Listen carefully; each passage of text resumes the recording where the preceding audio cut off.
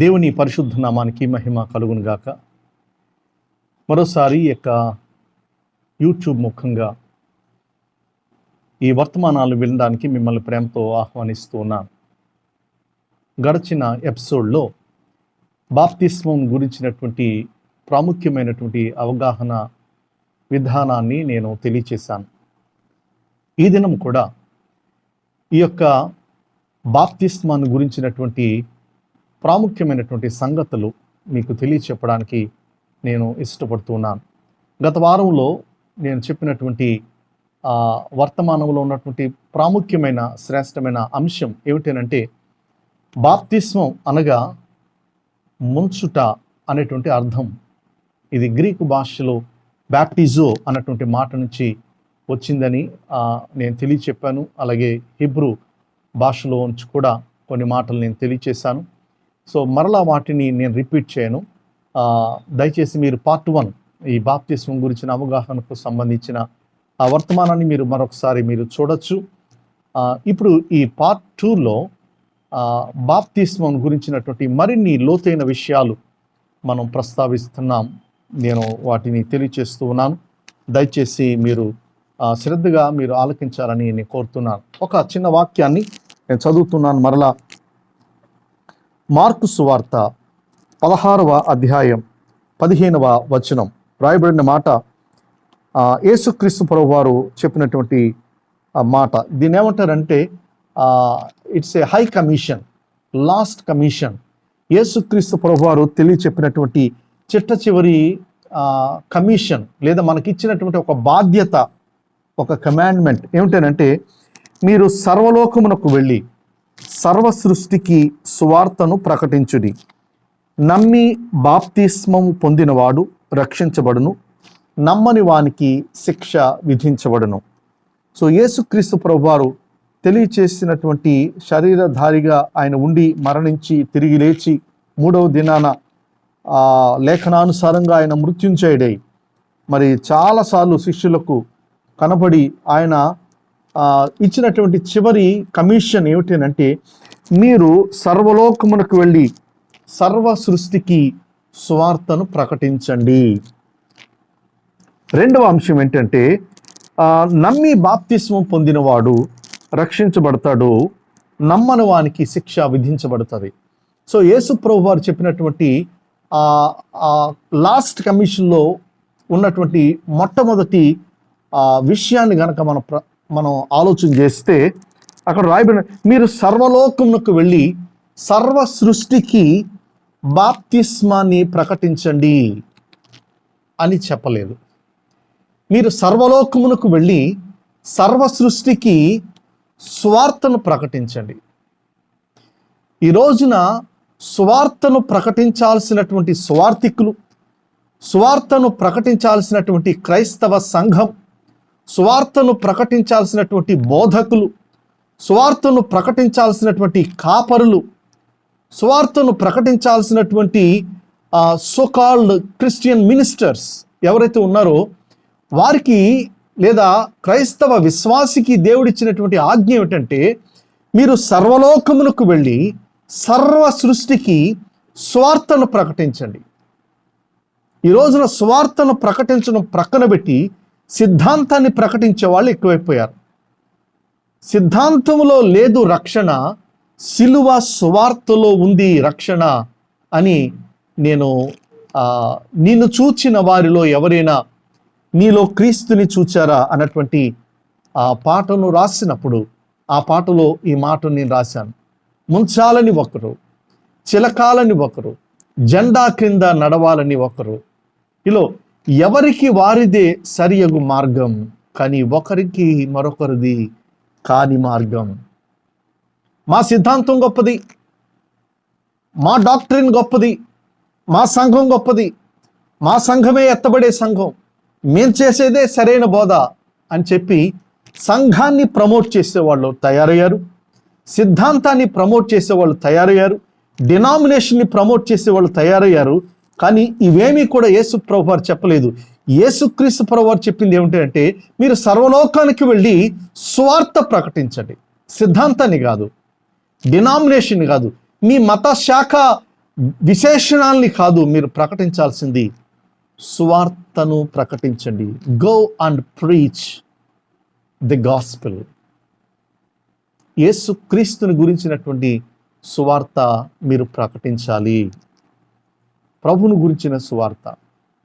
మీరు ముంచుతారో, చిలకరిస్తారో, లేకపోతే జెండా కింద నడుస్తారో, ఇది తర్వాతి అంశం. కానీ మొట్టమొదట చేయాల్సింది ఏమిటంటే మీరు సువార్త ప్రకటించండి. ఆ సువార్త మారు మనస్సుకు సంబంధించినటువంటి సువార్త, పాప క్షమాపణకు సంబంధించినటువంటి బాప్తిస్మం. కనుక ప్రియులారా, యేసు ప్రభు వారు చెప్పినటువంటి ఆ లాస్ట్ కమిషన్లో ఉన్న రెండవ ప్రాముఖ్యమైనటువంటి మాట ఏమిటంటే, నమ్మి బాప్తిస్మం పొందినవాడు రక్షించబడును. సో ఈ బాప్తిస్మానికి సంబంధించినటువంటి వివరణలోనికి నేను మరింత లోతుగా వెళ్ళడానికి ముందు, నేను గత వారం మీకు చెప్పినట్లుగా ఈ పాటను మీకు పాడి వినిపిస్తాను అని చెప్పాను. గనుక దయచేసి శ్రద్ధగా ఆలకించండి. ఈ పాట ఒక్క పల్లవి, ఒక చరణం మాత్రం నేను పాడుతాను. తర్వాత దేవుని యొక్క మాటల్ని మనం విందాం. చాలా విశేషమైనటువంటి కీర్తన ఇది. ఎవరు రాయడానికి ఇష్టపడినటువంటి కీర్తన, ప్రాముఖ్యమైనటువంటి కీర్తన, సంఘాన్ని బలపరిచేటువంటి కీర్తన, ఆధ్యాత్మికంగా కనువిప్పు కలిగజేసేటువంటి కీర్తన. ఈ పాట విందాం.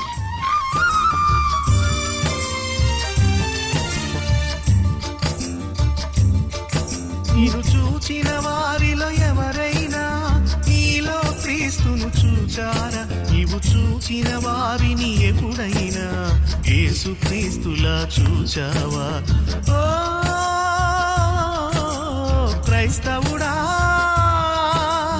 విశ్వాసి, సిద్ధాంతంలో ఇరుక్కున్నావా? రక్షణ గాలికి వదిలావా? నిన్ను చూచిన వారిలో ఎవరైనా నీలో క్రీస్తును చూచారా?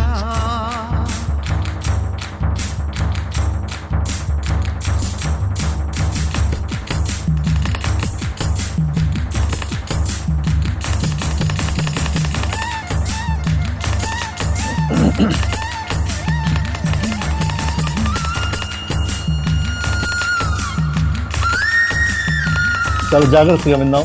ఈ పాటలో నేను రాసినటువంటి మాటలు ఒక మంచి ఆలోచన కలిగించేటువంటి మాటలు, ఏ ఒక్కరి మీద విభేదాన్ని కలిగించవు. ముంచాలని ఒకరు, చిలకాలని ఒకరు, జెండా క్రింద నడవాలని ఒకరు, ఎవరికి వారిదే సరియగు మార్గమా? ఒకరికి ఒకరిది కాని మార్గమా? సిద్ధాంతంలో లేదు రక్షణ, సిలువ సువార్తలో దొరుకు రక్షణ. చూచిన వారిలో ఎవరైనా నీలో క్రీస్తును చూచారా?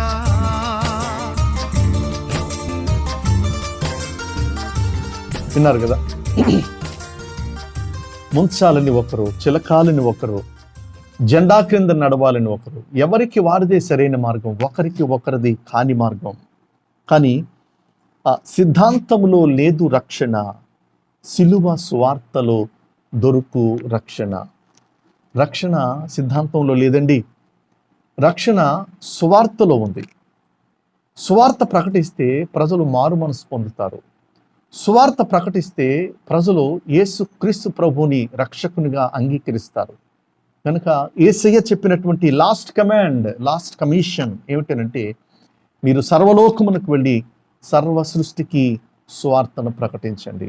ఈ రోజున క్రైస్తవ సంఘాలు సువార్త ప్రకటించేటువంటి విషయాన్ని దాదాపుగా ఒకవేళ if I can say 95% of Christian churches has seized to preach the gospel. ఇప్పుడున్నటువంటి దినాల్లో సువార్త బహిరంగంగా ప్రకటించేటువంటి పరిస్థితి లేనటువంటి చాలా దయనీయమైనటువంటి పరిస్థితులు భారతదేశంలో మనం చూస్తూ ఉన్నాం. కనుక ప్రియులారా, సువార్తను ప్రకటించాల్సినటువంటి బాధ్యత నా మీద మోపబడిందని పౌలు గారు చెప్తూ వచ్చాడు. యేసు ప్రభు చెప్పినటువంటి ఆ యొక్క మాట. ప్రియులారా, మన ఈ యొక్క వాక్య భాగంలో మనం చూస్తున్నప్పుడు నమ్మి బాప్తిస్మం పొందినవాడు రక్షించబడును. నమ్మి బాప్తిస్మం పొందినవాడు రక్షించబడును. ఎవరికి బాప్తిస్మం ఇవ్వాలి? ఎవరికి బాప్తిస్మం ఇవ్వాలి? ఎందుకు బాప్తిస్మం ఇవ్వాలి? ఎవరు బాప్తిస్మం తీసుకోవాలి? ఎందుకు బాప్తిస్మం తీసుకోవాలి అని అంటే చాలా ప్రశ్నలు ఉన్నాయి. ఏమిటి అందులో ఉన్న కొన్ని ప్రశ్నలు ఏమిటంటే, బాప్తిస్మం ఎప్పుడు తీసుకోవాలి, ఎందుకు తీసుకోవాలి అంటే, క్రిస్మస్ వచ్చేస్తుంది కదండి, మరలా వచ్చే సంవత్సరం వరకు క్రిస్మస్ రాదు కదండి, అందుకని బాప్తిస్మం ఇవ్వండి నాకు. జనవరి 1 వస్తుంది కదండి, క్రొత్త సంవత్సరం, ఈ బాప్తిస్మల కార్యక్రమం ఉంటుంది కదా, మరలా జనవరి 1 వరకు నేను ఆగలేను, కనుక క్రొత్త సంవత్సరంలో నేను బాప్తిస్మం తీసుకోవాలి అని చెప్పి బాప్తిస్మం తీసుకునే వాళ్ళు చాలామంది ఉన్నారు. మరి కొంతమంది ఈ కరోనా టైంలో కూడా ఎలాగైనా పెళ్లి చేసుకోవాలి కనుక, పాస్టర్ గారు నాకు మరి బాప్తిస్మం ఇవ్వండి, క్రైస్తవ వివాహం చేసుకోవాలి అని అంటే కనుక ఖచ్చితంగా బాప్తిస్మం తీసుకుని ఉండాలన్నటువంటి నియమం ఏదైతే ఉందో దాన్ని ఫుల్ఫిల్ చేయడానికి నాకు పెళ్లి కోసం బాప్తిస్మం ఇవ్వండి, పెళ్లి కోసం బాప్తిస్మం ఇచ్చుకునే వాళ్ళు ఉన్నారు. పిల్లరా, ఇంకా నేను డిగ్రీ కంప్లీట్ చేసిన కొత్తల్లో నాకు ఒక ఫ్రెండ్ ఒక దినాన నాకు ఫోన్ చేసి అడిగాడు, డానియల్ నాకు బాప్తిస్మం కావాలి, మీ పాస్టర్ గారితో చెప్పి నాకు బాప్తిస్మం ఇప్పించగలవా అని చెప్పి అడిగాడు. నేను అన్నాను, నీవు క్రైస్తవుడివి కాదు కదా నాకు తెలిసినంత వరకు, మరి నీవు వేరే విశ్వాసానికి సంబంధించిన వాడివి, ఎప్పుడు క్రైస్తవుడిగా మారావు, ఎప్పుడు పాపక్షమాపణ పొందావు, ఎప్పుడు మారు మనసు పొందావు అని నా స్నేహితుడిని నేను అడుగుతూ ఉన్నప్పుడు నా స్నేహితుడు నాకు చెప్పినటువంటి మాట, అవేమీ నాకు తెలియదు డానియల్, నాకు బాప్తిస్మం కావాలి, ఎందుకంటే నేను బీఈడి చేయడానికి ఒక మైనారిటీ కాలేజ్కి, బీఈడి కాలేజ్కి నేను అప్లై చేశాను. సో ఆ మైనారిటీ బీఈడి కాలేజీ వాళ్ళు బాప్తిస్మం సర్టిఫికెట్ కంపల్సరీగా జత చేయాలి అని చెప్పారు కనుక, నేను బాప్తిస్మం, నాకు తెలిసిన క్రిస్టియన్ ఫ్రెండ్స్ ఎవరు లేరు కనుక, డానియల్ నువ్వు ఎలాగైనా కానీ మీ పాస్టర్ గారు బాప్తిస్మం ఇస్తారట కదా, నాకు బీఈడి సీటు కోసం బాప్తిస్మం కావాలి. బాప్తిస్మం బీఈడి సీట్ కోసమో, పెళ్లి కోసమో, క్రిస్మస్ వచ్చిందనో, గుడ్ ఫ్రైడే వచ్చిందనో, జనవరి 1 వస్తుందనో బాప్తిస్మం కాదండి. యేసుక్రీస్తు ప్రభువారు చాలా స్పష్టంగా చెప్పినటువంటి మాట ఏమిటంటే, నమ్మి బాప్తిస్మం పొందినవాడు రక్షించబడును.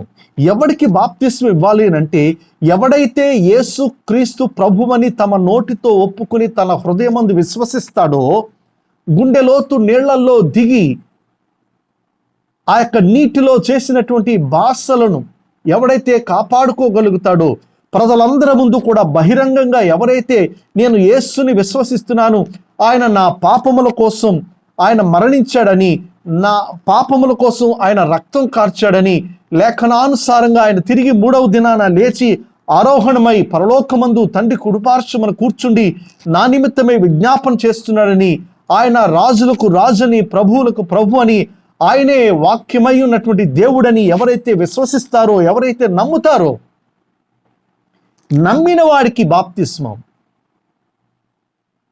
పెళ్లి కొడుకులకు కాదు బాప్తిస్మం, పెళ్లి కూతుర్లకి కాదు బాప్తిస్మం, బీఈడి సీటు కోసమో ఎంసెట్ సీట్ కోసమో కాదు బాప్తిస్మం. బాప్తిస్మం ఎవరికి ఇవ్వాలి? బాప్తిస్మం నమ్మిన వాడికి ఇవ్వాలి. నమ్మిన వాడికి బాప్తిస్మం ఇవ్వాలి. నమ్మని వాడికి బాప్తిస్మం ఇస్తే ఒక పొడి పాపిని తడి పాపిగా మార్చేటువంటి ప్రక్రియ అవుతుందే తప్ప అది బాప్తిస్మంగా మార్చబడదు, బాప్తిస్మంగా గుర్తించబడదు. ప్రియులారా, నీవు బాప్తిస్మం ఇచ్చేటప్పుడు, అందుకనే పాస్టర్ గారు చాలా విధిగా వారి యొక్క కన్ఫర్మేషన్ అడుగుతారు, వాళ్ళ యొక్క కన్సెంట్ తీసుకుంటారు. ఏ ప్రలోభం కోసమో కాదు. చాలామంది ప్రలోభాల కోసం బాప్తిస్మం తీసుకునే వాళ్ళు ఉన్నారు. యెరూషలేం వెళ్ళామండి, అక్కడ యోర్దాను నది కనిపించింది, అక్కడ మరలా బాప్తిస్మం తీసుకున్నాం. మా ఊరికి దొరగారు వచ్చారండి, ఆ దొరగారు బాప్తిస్మం ఇస్తానంటే మరలా మేము బాప్తిస్మం తీసుకున్నాం.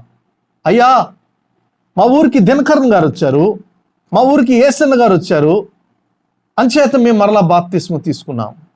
ప్రలోభాలకు లొంగి ఏదో మీకు వస్తుంది అని కాదు, ఏదో మీకు వచ్చుబాటు కలుగుతుంది అని కాదు, ఎవరికి బాప్తిస్మం ఇవ్వాలి, ఎందుకు బాప్తిస్మం తీసుకోవాలి, ఈ విషయాల్లో ఇచ్చేవారికి క్లారిటీ ఉండాలి, తీసుకునేవాడికి క్లారిటీ ఉండాలి. దేవుని యొక్క వాక్యం చెప్తుంది, నమ్మి బాప్తిస్మం పొందినవాడు రక్షించబడును. నమ్మని వాడికి బాప్తిస్మం ఇస్తే ఒక పొడి పాపిని తడి పాపిగా మార్చినట్లే గాని వాడిని క్రీస్తు రాజ్య సంబంధిగా చేసినట్టు కాదు.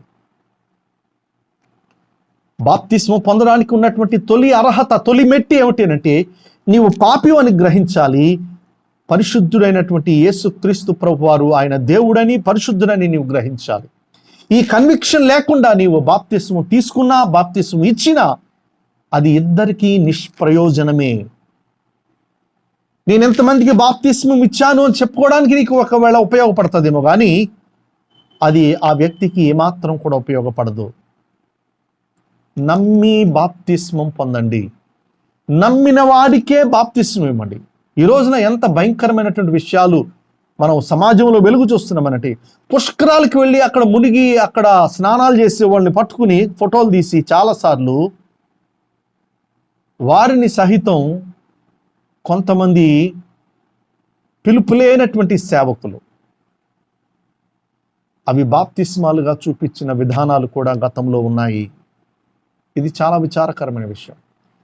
వీరు నిజమైనటువంటి కాపరుల, నిజమైనటువంటి సేవకుల, వారికి దేవుని పిలుపుందా, అసలు వారు మారు మనసు పొందారా, వారు నిజమైన క్రైస్తవులా అన్నది అక్కడ ఉత్పన్నమయ్యేటువంటి ప్రశ్న.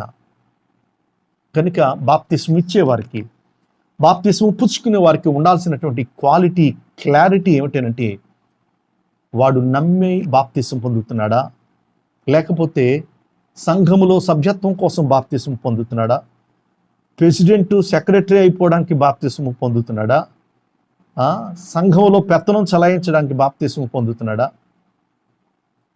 నమ్మి బాప్తిస్మం పొందకుండా, నమ్మకుండా బాప్తిస్మం పొందే వాళ్ళ వల్ల ఈ రోజున సంఘాలు నింపబడుతున్నాయి, ఈ రోజున సంఘాలు చెరుపబడుతున్నాయి.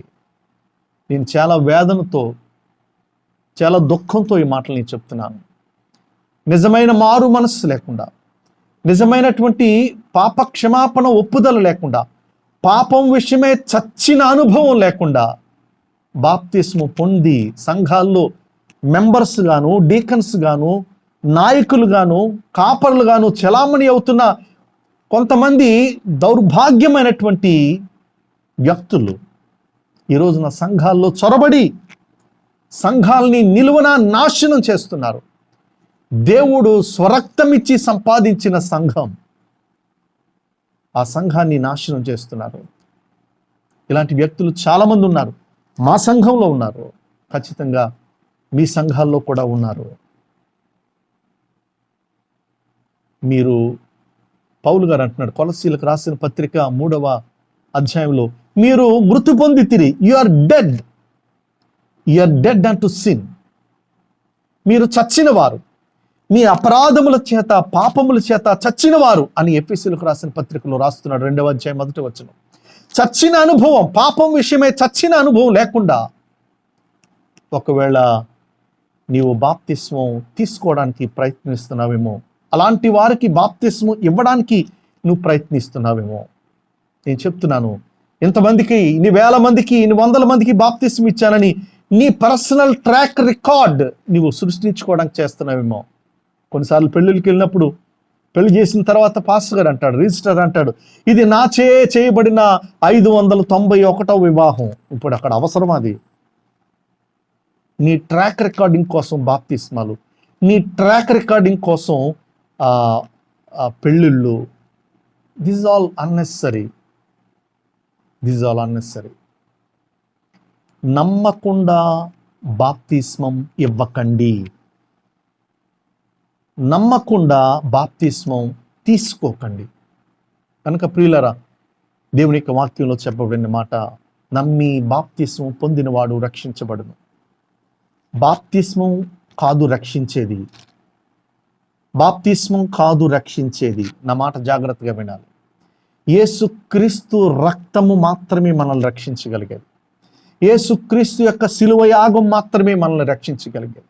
యేసుక్రీస్తు యొక్క జీవితం మాత్రమే మనల్ని రక్షించగలిగేది. ఆయన యొక్క శిలువ మరణ పునరుద్ధానం మాత్రమే, సువార్త మాత్రమే మనల్ని రక్షించేది. బాప్తిస్మం కాదు రక్షించేది. బాప్తిస్మం మనము రక్షించబడ్డాము, యేసుక్రీస్తుని సొంత రక్షకునిగా అంగీకరించాము అని బహిరంగంగా మనం ఒప్పుకునేటువంటి ఒప్పుదలకు నియమించబడినటువంటి ఒక పద్ధతి బాప్తిస్మం. యేసుక్రీస్తు ప్రభు వారు కూడా బాప్తిస్మం తీసుకున్నారని నేను మొదటి ఎపిసోడ్లో నుంచి చెప్పాను. యోహాను బాప్తిస్మం ఇచ్చాడు. ప్రియులారా, ఇప్పుడు క్రొత్త నిబంధనలో మనం ఉన్నాము. ఈ క్రొత్త నిబంధనలో బాప్తిస్మం నమ్మినవాడు బాప్తిస్మం పొందాలి, అంతేగాని బాప్తిస్మం రక్షించదు. నీవు నమ్మడం అన్నది ప్రాముఖ్యం, బాప్తిస్మం అన్నది సెకండరీ. జాగ్రత్తగా వినండి. నమ్ముట అన్నది ప్రైమరీ, బాప్తిస్మం అన్నది సెకండరీ.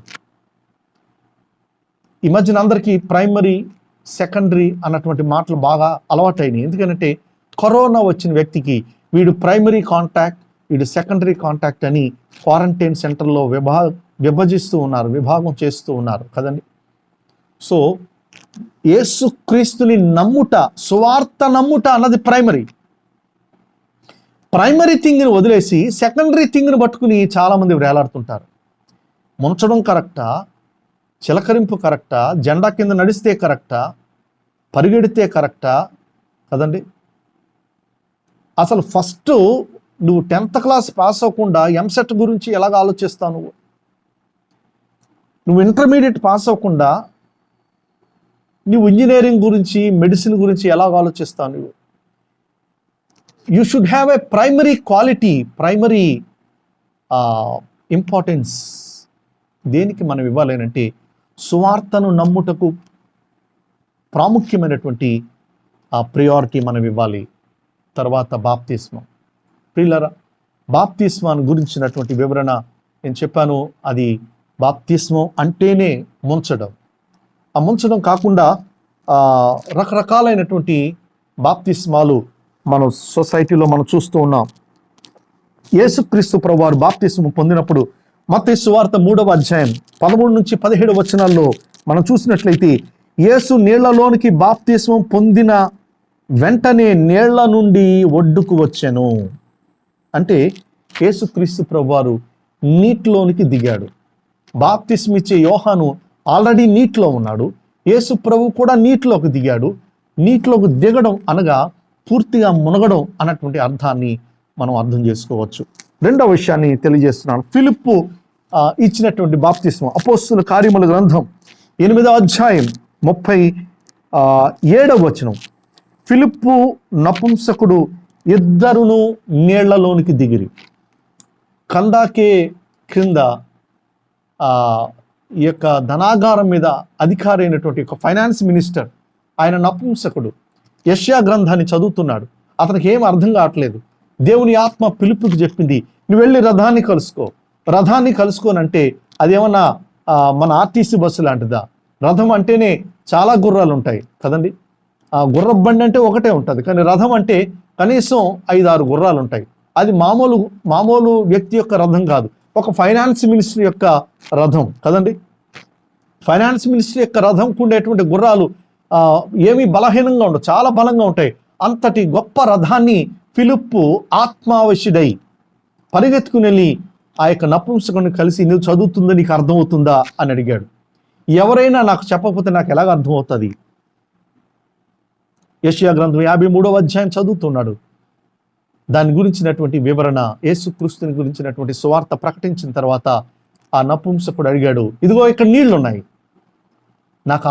నాకు బాప్తిస్మం ఇవ్వడానికి నీకేమిటి ఆటంకం అని అడిగితే, ఫిలిప్పు వెంటనే ఫిలిప్పును నపుంసకుడును ఇద్దరు నీళ్లలోనికి దిగిరి. నాకు బాప్తిస్మం ఇవ్వడానికి నీకు ఏంటి ఆటంకం? ఇదిగో నా దగ్గర వాటర్ బాటిల్ ఉంది అని చెప్పలా, నా దగ్గర నీళ్ల తిత్తి ఉంది, ఆ దినాల్లో తిత్తులేగా, ఇదిగో నీళ్లు ఉన్నాయి అన్నాను. కానీ వాళ్ళిద్దరూ నీళ్లలోనికి దిగిరి. బాటిల్లో కాదు దిగింది, గ్లాసులో కాదు దిగింది. మూడవ రకమైనటువంటి బాప్తిస్మం చిలకరింపు బాప్తిస్మం. దానికి సంబంధించి ఉన్నటువంటి ఒక వాక్య భాగం యెహెజ్కేలు గ్రంథం 36వ అధ్యాయం 25వ వచనంలో ఇలాగూ రాయబడి ఉంది. మీ అపవిత్రత యావత్తు పోవునట్లు నేను మీ మీద శుద్ధ జలము చల్లుదును, మీలో రాతి గుండెను తీసివేసి మాంసపు గుండెను నేను మీకు కలుగు చేస్తాను, మీ మీద శుద్ధ జలం చల్లుతాను అని దేవుడైన యెహోవా యెహెజ్కేలుతో మాట్లాడినటువంటి మాటల్లో మనం చూస్తున్నాం. ఇశ్రాయేలు గురించిన ఒక ప్రవచనం ఇది, శుద్ధ జలం. కనుక కొంతమంది ఆ వాక్యాన్ని ఎక్స్ట్రాక్ట్ చేసుకుని చిలకరింపు బాప్తిసం ఇస్తూ ఉన్నారు. ప్రియులారా, ఇన్ని రకాలైనటువంటి బాప్తిసాలు రావడానికి కారణం నాకు తెలిసినంత వరకు ఆ పరిస్థితుల్లో అక్కడున్నటువంటి క్లైమాటిక్ కండిషన్స్లో వచ్చినటువంటి వెసులుబాటుకు సంబంధించినవే ఇవన్నీ అని నేనైతే నమ్ముతున్నాను. కనుక ఎడారిలో నాకు ముంచి బాప్తిస్మం ఇవ్వండి అని అంటే కనుక తాగడానికి బిందు నీళ్ళే దొరకవు. అక్కడ ట్యాంకులు వాటర్ ఎక్కడి నుంచి వస్తుంది? అలాగని అక్కడ వాడు బాప్తిస్మం తీసుకోకూడదా? ఖచ్చితంగా తీసుకోవాలి. సో వారికి కలిగినటువంటి వెసులుబాటు, ఒక గ్లాసు నీళ్ళు తీసుకుని ఒకవేళ వాళ్ళకి చిలకరింపించి మేము నీకు ట్యాంకులు వాటర్ ట్యాంకులు తెచ్చి ఇక్కడ ఒక సముద్రాన్ని, ఒక పాండ్ని ఏర్పాటు చేసి, ఒక సరస్సును ఏర్పాటు చేసి నీకు ఇక్కడ బాప్తిస్మం ఇవ్వడం కుదరదు, నీకు ఇప్పుడు బాప్తిస్మం ఇవ్వాలి అంటే ఇదిగో విశ్వాసమును బట్టి ఈ యొక్క చిలకరింపు ద్వారా నీకు బాప్తిస్మం ఇస్తున్నానని చెప్తే అక్కడ ఉన్నటువంటి పరిస్థితులకు అది యాప్ట్ అవుతుంది. అలాగే జెండా కింద నడిచేటువంటి ఈ సాల్వేషన్ ఆర్మీ వాళ్ళు ఇచ్చేటువంటి బాప్తిస్మం, ప్రియులారా, ఇవి మనుషుల యొక్క వెసులుబాటు నిమిత్తం ఏర్పాటు చేసుకున్నాయి. కానీ బైబిల్లో యేసు ప్రభు వారు పొందినటువంటి బాప్తిస్మే కానీ, యోహాను ఇచ్చినటువంటి బాప్తిస్మే కానీ, ఫిలిప్పు నపుంసకుడికి ఇచ్చినటువంటి బాప్తిస్మే కానీ అవి పూర్తిగా నీటిలో మునిగినట్లుగా మనం చూస్తూ ఉన్నాం. అయితే నీవు ఎలాంటి బాప్తిస్మం తీసుకున్నావు కనుక నీవు పరలోకానికి రావడానికి వీల్లేదు అనేటువంటి ప్రస్తావన వాక్యం ఎక్కడా లేదు. పాత నిబంధనలు కూడా మోషే ద్వారా దేవుడు అద్భుతాన్ని జరిగించి ఎర్ర సముద్రాన్ని పాయలు చేసినప్పుడు ఆ యొక్క ఎర్ర సముద్రపు యొక్క నీరు గోడల వలె వారికి అటు ఇటు నిలిచినప్పుడు పైన మేఘం కింద నీటిలోను నడుచుకుంటూ ఇశ్రాయేలులందరూ కూడా విశ్వాసమును బట్టి ఆ దినాన మోషే దినాల్లో వారి బాప్తిస్మం పొందినట్లుగా దేవుని యొక్క వాక్యంలో మనం చూస్తూ ఉన్నాం. కనుక ప్రియులారా, నువ్వు ఎలాగో బాప్తిస్మం పొందావు అన్నది దానికంటే నువ్వు యేసు ప్రభుని నమ్మావా లేదా అన్నది అది ప్రాముఖ్యమైన విషయం. సో అసలు విషయాన్ని ప్రక్కన పెట్టి కొసర మీద మన కాన్సన్ట్రేషన్ అంతా ఉంటుంది. అసలు విషయం ప్రక్కన పెడతాడు. కయ్యను భార్య ఎక్కడి నుంచి వచ్చింది? కయ్యను భార్య పేరేమిటి కదండి? పౌలు గారు పెళ్లి చేసుకున్నాడా లేదా? నావలే ఉండండి అంటాడు. ఆయన యూదుడిగా ఉన్నాడు, ఆయన హెబ్రీడ్గా ఉన్నాడు కదండి. రకరకాలైనటువంటి అనవసరమైన విషయాల మీద ఫోకస్ చేస్తూ ఉంటారు. అవసరమైనది ఒక్కటే బైబిల్లో ఉంది.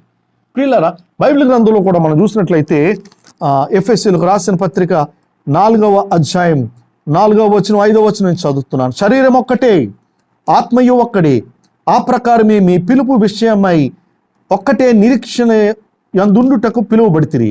5వ వచనం, ప్రభు ఒక్కడే, విశ్వాసం ఒక్కటే, బాప్తిస్మం ఒక్కటే బాప్తిస్మం.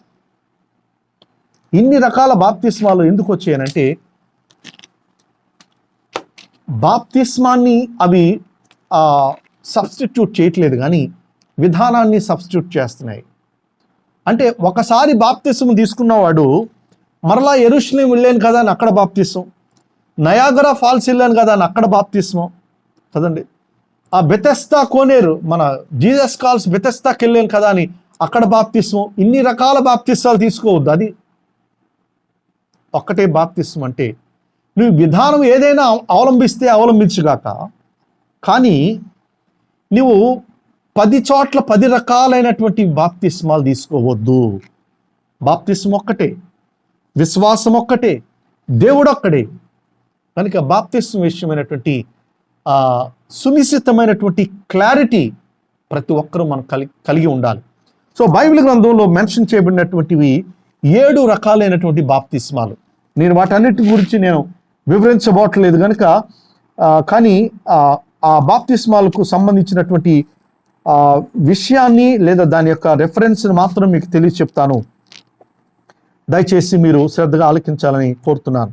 సో పాత నిబంధన గ్రంథంలో బ్యాప్టిజం ఆఫ్ మోజెస్ ఆ యొక్క విషయాన్ని మొదటి కొరింథీయులకు రాసినటువంటి పత్రిక 10వ అధ్యాయం 2వ వచనములో బ్యాప్టిజం ఆఫ్ మోజెస్ని అక్కడ మనం చూస్తాం. రెండవది బ్యాప్టిజం ఆఫ్ సఫరింగ్స్ మార్కు సువార్త 10వ అధ్యాయం 39వ వచనంలో జబదయి కుమారులో ఆ తల్లి ఆ ఇద్దరు కొడుకులను తీసుకొచ్చి పరలోకములో ఈస్ట్ ఫేసింగ్లో ఒకరిని వెస్ట్ ఫేసింగ్లో ఒకరిని కూర్చోబెట్టమని అడిగితే యేసు ప్రభువు వారు చెప్పారు, నేను పొందేటువంటి బాప్తిస్మ మీరు పొందగలరా? నేను తాగేటువంటి గిన్నెలోది మీరు తాగగలరా? కనుక ప్రియులరా దాన్ని ఏమని చెప్తున్నామంటే బ్యాప్టిజం ఆఫ్ సఫరింగ్స్ మార్కు సువార్త 10వ అధ్యాయం 39వ వచనం. బ్యాప్టిజం ఆఫ్ రిపెంటెన్స్ మారు మనస్సును గురించినటువంటి బాప్తిస్మం. ఇది యోహాను గారు ప్రకటించినటువంటి బాప్తిస్మం. మార్కు సువార్త 1వ అధ్యాయం 4వ వచనం. మారు మనసును గురించి బాప్తిస్మాన్ని ప్రకటించినట్లుగా లేదా మారు మనస్సుకు సంబంధించినటువంటి బాప్తిస్మం ఇచ్చినట్లుగా మనం చూస్తూ ఉన్నాం. 4వది బ్యాప్టిజం ఆఫ్ జీసస్ యేసుక్రీస్తు ప్రభువారు పొందుకున్నటువంటి బాప్తిస్మం. మత్తయి సువార్త 3వ అధ్యాయం 13 నుంచి 17 వచనాల్లో ఈ మాటలు మనం చూడగలుగుతాం. తర్వాత 5వది బ్యాప్టిజం ఆఫ్ హోలీ ఫైర్ అగ్ని చేత పొందేటువంటి బాప్తిస్మం. మత్తయి సువార్త 3వ అధ్యాయం 11వ వచనంలో మనం ఈ మాట చెప్తాం. యోహాను గారు చెప్తాడు, నేనైతే మీకు నీళ్లతో బాప్తిస్మం ఇస్తున్నాను, కానీ నా వెనక వచ్చేవాడు నాకంటే ఘనమైనటువంటి వాడు, ఆయన చెప్పుల వారు ఇప్పటికైనా నేను యోగ్యుడిని కాదు. నేను నీళ్లతో బాప్తిస్మం ఇస్తే ఆయన అగ్నితోనూ ఆత్మతోనూ పరిశుద్ధాత్మతోనూ ఆయన మీకు బాప్తిస్మం ఇస్తాడని చెప్పాడు. కనుక బ్యాప్టిజం ఆఫ్ ఫైర్ మత్తయి సువార్త 3వ అధ్యాయం 11వ వచనం. తర్వాత బ్యాప్టిజం ఆఫ్ హోలీ స్పిరిట్ 3వ అధ్యాయం 11-12 వచనంలో. చివరిగా 7వది baptism of in the name of Jesus అపోస్తలుల కార్యముల గ్రంథం 2వ అధ్యాయం 36 నుండి 38 వచనాల్లో మనం చూస్తూ ఉన్నాం. 7 రకాలైనటువంటి బాప్తిసాలు ఉన్నాయి, కానీ ఇవి విధానాలు వేరుగా ఉండొచ్చేమో. కానీ ఎఫెసీయులకు రాసిన పత్రికలో పౌలు గారు చెప్పినట్లుగా బాప్తిస్మం ఒక్కటే. మీ పాస్టర్ గారి చేత నువ్వు బాప్తిస్మం పొందావు, అది చాలు. మరలా బిషప్ గారు వచ్చారని ఆయనతోటి, మరలా అపోస్తలుడు అయ్యగారు వచ్చారని ఆయనతోటి, యెరూషలేం వెళితే ప్రతి వాళ్ళకి ఇది ఒక పిచ్చి పట్టుకుంది. ఈ కనీసం యెరూషలేం తీసుకెళ్లే వాళ్ళైనా చెప్పాలి. వాళ్ళకేదో క్రెడిట్ వచ్చినట్టుగా వాళ్ళే ముంచుతూ ఉంటారు. ఇది చాలా భ్రష్టు పట్టించేటువంటి విధానం, అపభ్రంశం చెందేటువంటి విధానం. బాప్తిస్మం ఒక్కటే. ఈ ఒక్కటే అనే విషయం ఇచ్చేవాడికి తెలియదు, పుచ్చుకునేవాడికి తెలియదు, అంతే దీని అర్థం. కనుక ప్రియులరా, బాప్తిస్మానికి ఉండేటువంటి ప్రాముఖ్యమైనటువంటి నియమం, నమ్మి బాప్తిస్మం పొందినవాడు రక్షించబడును. నమ్మకుండా బాప్తిస్మం ఇస్తే ఒక పొడి పాపిని తడి పాపిగా మారుస్తున్నా తప్ప వాడి పాపముల విషయమే చచ్చినవాడు కాడు. మరణించిన వాడికే బాప్తిస్మం. మరొకరికి చాలా మందికి ఉండేటువంటి ఒక ప్రశ్న ఏమిటంటే, ఎప్పుడు బాప్తిస్మం పొందాలి? చచ్చిపోయిన తర్వాత ఎప్పుడు పాతి పెడతారు? బాప్తిస్మం అంటే పాతి పెట్టబడ్డాం. చచ్చిపోవడం అంటే యేసుక్రీస్తుని విశ్వసించడం లేదా లోకం నిమిత్తమే చనిపోయి ప్రభు నిమిత్తమే బ్రతుకుండడం. సో చచ్చిపోయిన తర్వాత ఎన్ని రోజులకి పాతి పెడతాం? వాళ్ళు అమెరికా నుంచి రావాలంటే 3 రోజులు 4 రోజులు ఉంచుతారు. హైదరాబాద్ నుంచి రావాలంటే 1 రోజు ఉంచుతారు కదండి. అందరూ ఎక్కడే ఉన్నారంటే తీసేయండి, లేపేయండి అంటారు. అర్థమవుతుందా? కనుక చచ్చిన వాడిని వెంటనే ఎంత త్వరగా వీలైతే అంత త్వరగా పాతి పెడతారు. కొన్ని చోట్ల ఇంతకుముందు క్రైస్తవులు అనేవాళ్ళు ఒకే వీధిలో ఒకే పేటలో ఉండేవారు. ఇప్పుడు దేవుని యొక్క కృపను బట్టి రకరకాల ప్లేసుల్లో ఉంటున్నారు. కనుక ఈ శవం వెళ్తే కానీ పక్కింటోడు స్టవ్ వెలిగించడు. కనుక ఇంకెప్పుడు తీసేస్తారా అని చూస్తూ ఉంటారనమాట. చచ్చిపోయిన వాడు నీవు పాపం నిమిత్తమే చచ్చిపోతే గనక నువ్వు ఎక్కువ రోజులు బాప్తిస్మం తీసుకోకుండా ఉండడానికి వీల్లేదు. నాకు తెలిసినటువంటి మా సహోదరి, మా చెల్లి, వాళ్ళు విజయవాడలో ఉంటారు. తను కాలేజీ చదువుతున్నప్పటి నుంచి కూడా రహస్య విశ్వాసిగా ఉండేది. అన్య మతస్థురాలు, ప్రభువుని అంగీకరించింది, వివాహం చేసుకుంది, చాలా పోరాడింది, తన భర్త మారు మనసు కోసం ప్రార్థించింది. దాదాపు ఒక 23-25 సంవత్సరాల తర్వాత తన భర్త కూడా మారు మనసు పొందాడు. ఆ తర్వాత ఆ మారు మనసు పొందిన ఒక 3-4 సంవత్సరాలకు ఎంతగానో కనిపెట్టి ప్రార్థించి, అన్నయ్య నేను బావగారు ఇద్దరు బాప్తిస్మం తీసుకుంటున్నాము అని చెప్పారు. నేనంటున్నాను, ఇది అందరి విషయాల్లో కూడా ఇలా జరగకూడదు. ఒకవేళ ప్రత్యేకమైనటువంటి పరిస్థితులు ఒకవేళ నీకు దాపురిస్తే గనక తప్పదు. కానీ చచ్చినవాడు వెంటనే పాతి పెట్టబడాలి, మారు మనసు పొందినవాడు వెంటనే బాప్తిస్మం పొందాలి. అర్థమవుతుంది కదా? దయచేసి అర్థం చేసుకోండి. బాప్తిస్మానికి ఉండాల్సినటువంటి ప్రధానమైనటువంటి నియమం నమ్మి బాప్తిస్మం పొందాలి. నీవు నమ్మితే వెంటనే బాప్తిస్మం పొందేవాడిగా ఉండాలి. కనుక మొట్టమొదట చేయాల్సింది, మనం ప్రకటించాల్సింది ఏ టైపులో బాప్తిస్మం తీసుకోవాలన్నది కాదు. ఈ టైప్ ఆఫ్ బాప్టిజమ్స్ పక్కన పెడితే మనం చేయాల్సిన మొదటి పని సువార్తను ప్రకటించాలి. సువార్తలో రక్షణ ఉంది, బాప్తిస్మంలో రక్షణ లేదు. సో రక్షణ నిర్ధారణ కోసం బాప్తిస్మం తీసుకుని ప్రజల ఎదుట మనం మన కన్విక్షన్ ఒప్పుకుంటున్నాము, సంఘములో చేర్చబడుతున్నాం. కానీ కేవలం బాప్తిస్మే నిన్ను రక్షిస్తుంది అనుకుంటే గనక అది క్రమమైన బోధ కాదు అన్న విషయాన్ని మనం అర్థం చేసుకోవాలి. కనుక ప్రియులారా, చాలా విషయాలు నేను మీకు తెలియజేస్తూ వచ్చాను.